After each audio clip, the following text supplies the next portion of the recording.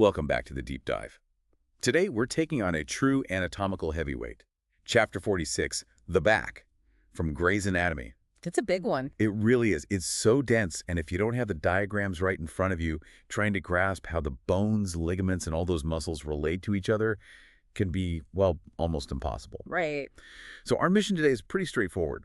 We want to translate this whole incredibly complex system. I'm talking everything from the deepest nerve roots to the landmarks you can feel on the surface into vivid mental pictures.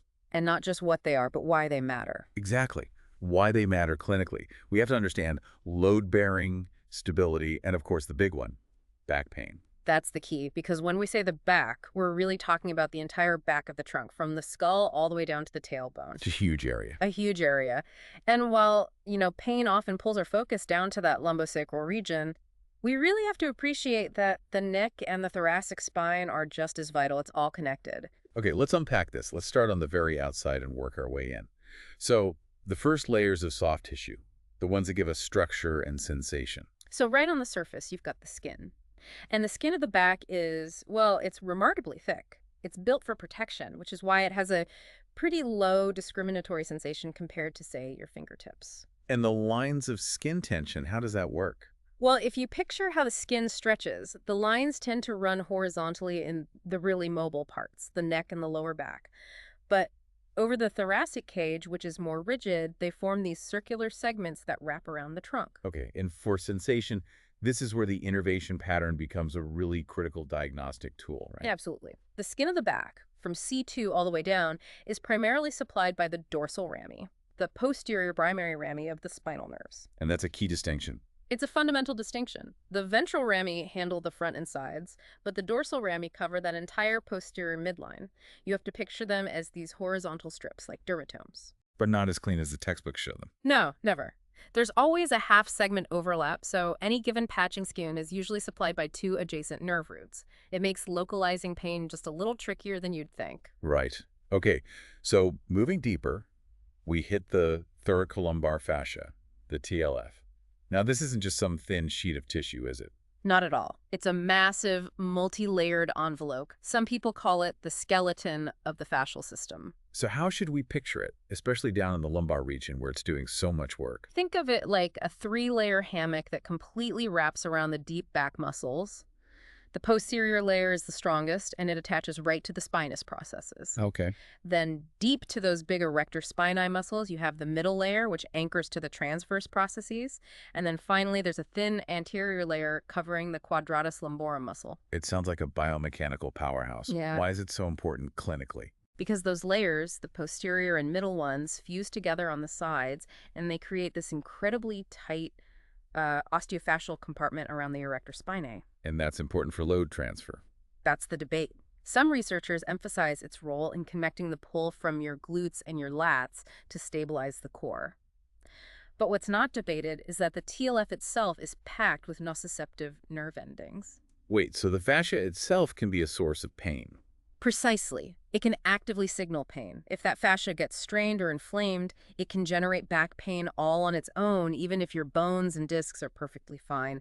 It's a real game changer for diagnosis. That's incredible. Okay, let's shift to the foundation of the whole system, the vertebral column. We have to talk about the spinal curves. Right, the four curves. They work together like springs. You have two that bow forwards, the lordosis in the neck and the lower back. The cervical and lumbar curves. Exactly. And they're counterbalanced by the two that bow backward, the kyphosis in the chest and the pelvis. And these curves tell a story about how we develop, don't they? They do. We're born with that primary thoracic kyphosis, the cervical lordosis, that only develops when a baby starts lifting its head. And the lumbar lordosis is the last one to show up when a toddler starts standing and walking. They're functional. Which explains why exaggerating them or losing them causes so much stress. Absolutely. And with age, things change. Discs lose water, vertebrae compress a little, but with osteoporosis, you can get these compression fractures in the thoracic vertebrae. And that leads to that sharp increase in the curve, the dowager's hump. The dowager's hump, yes. It shifts the head forward and forces the muscles to work so much harder just to keep you upright. Okay, here's where it gets really interesting and frankly a bit alarming.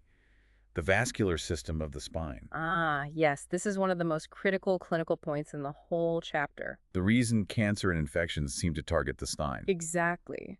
The vertebral column is surrounded by this dense network of veins, the external and internal vertebral venous plexuses. They run the whole length of the spine and they communicate with veins everywhere, especially the pelvis. And the weird thing about them is They're completely devoid of valves. They're valveless. no valves at all. So what happens if you, say, cough really hard or strain to lift something I heavy? forgot it. Any spike in intra-abdominal pressure causes a temporary reversal of blood flow. Blood gets shunted away from the heart and into these valveless plexuses. So it's a back road? It's a superhighway. This pathway, Batson's plexus, is a direct, low-resistance route for, say, prostate cancer cells to travel from the pelvis straight into the vertebrae, completely bypassing the lungs and liver. That is a terrifyingly efficient system for spreading disease. It explains so much. It does. It makes the spine a critical circulatory crossroads. Wow. Okay, let's move to the specialized regions. Let's start at the very top, C1 and C2, the atlas and the axis. C1, the atlas, is unique. It has no body. It's basically just a ring of bone that holds up the skull and lets you nod your head. And its stability all comes down to the transverse atlantal ligament. Which is basically protecting the spinal cord. Yes, exactly. It holds the dens of C2 tight against the front of the ring, so it divides that big canal into 2/3 for the spinal cord and 1/3 for the dens. If that ligament ruptures, it's catastrophic. And C2, the axis, is all about rotation. All about rotation. Its defining feature is that tooth-like projection, the dens, or odontoid process. It's the pivot point that the atlas rotates around, letting you shake your head no. And clinically, it's a weak spot. A huge weak spot. The base of the dens is where you get type 2 odontoid fractures, and sometimes it fails to fuse at birth, leaving a detached fragment called an odontoideum, which can cause terrible instability. Okay, now let's zoom all the way down to the lumbar spine where all the stress accumulates. Let's talk about spondylosis and spondylolisthesis. We're talking about a very specific part of the vertebra called the pars interarticularis. It's the small, bony bridge that connects the facet joints. It takes a lot of stress. Enormous shear stress, especially when you extend or rotate your back. So if that little bridge gets a stress fracture, That's spondylosis. that's spondylosis. And if it happens on both sides, the vertebra loses its anchor. The vertebral body, usually L5, can then slip forward on the segment below it. And that forward slip is spondylolisthesis. That's spondylolisthesis, like a train car slipping off the tracks. And I imagine that puts a ton of pressure on the nerves exiting there. It does. It narrows that little gateway, the intervertebral foramen, where the spinal nerve comes out. We call that foraminal stenosis. It effectively chokes the nerve root. Okay, let's get to the engines of the back, the muscles. We need to separate the superficial ones from the deep ones. The key is their innervation. The extrinsic muscles, like the traps and lats, they move your limbs, and they're powered by the ventral rami. Okay. The intrinsic muscles are the deep ones. They move the spine itself, and they are all supplied by the dorsal rami. And the big, powerful intrinsic group is the erector spinae. We think of them as lifters extending the back. And they are our primary extensors, but their most common job is actually eccentric contraction. What do you mean by that? Well, think about bending over to pick something up. You don't just collapse. These muscles lengthen under tension, like ropes, controlling your descent against gravity. They're the brakes. That makes sense. But what's really fascinating is that if you bend all the way forward, they actually go silent. The load shifts entirely to your ligaments and fascia. That's wild. So for a moment, you're just hanging on passive tissues. Now, what about those really deep, tiny muscles like the rotators? They seem too small to do much. They are the hidden stars. They're part of the spinotransverse group, and they are terrible at generating force. But what they do have is the highest density of muscle spindles, the sensory organs anywhere in the body. Higher than anywhere else. They rival the tiny muscles that control your eyeballs. So they're not engines, they're more like gyroscopes. Precisely. Their main job is proprioception. They are constantly sending feedback to your brain about the exact position of each vertebra, allowing for these tiny, constant adjustments to your posture. That changes everything about how you think about core stability.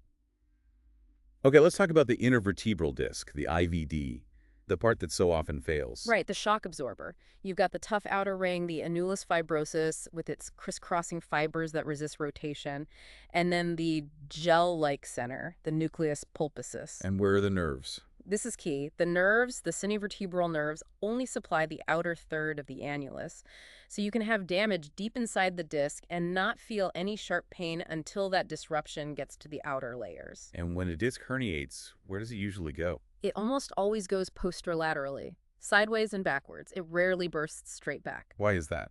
It's structural.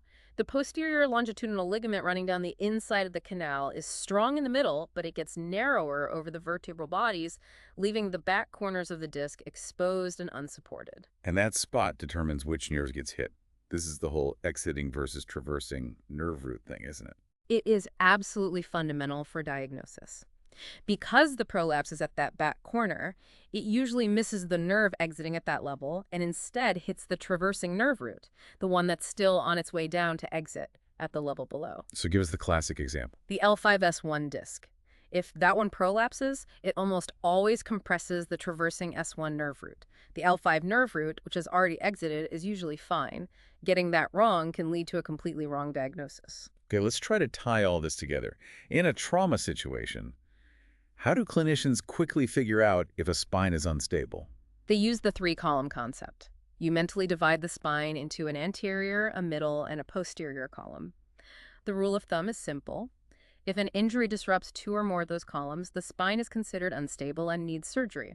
And we can't forget the ligaments, especially the ligamenta flava. Ah, the yellow ligaments. They're unique because they're so elastic they're under constant tension. And what does that do? Two things. First, they help pull you back upright after bending forward. And second, that constant tension keeps the inside of the vertebral canal perfectly smooth, so there's no buckling or pinching of the spinal cord when you move. The whole system is just designed for this incredible dynamic balance. Exactly. Your lumbar lordosis is mathematically linked to your pelvic incidence to create your own optimal spinopelvic balance. If you flatten that curve by slouching in a chair, you just dump all that mechanical load right onto your discs. That's the anatomy behind why posture matters so much.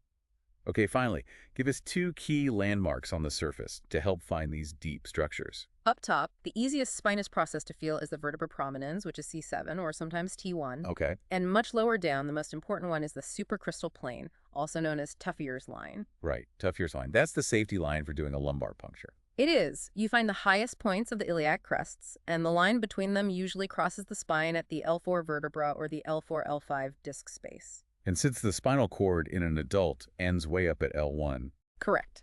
That line gives you a safe, predictable reference point well below the end of the cord. It's critical for safety.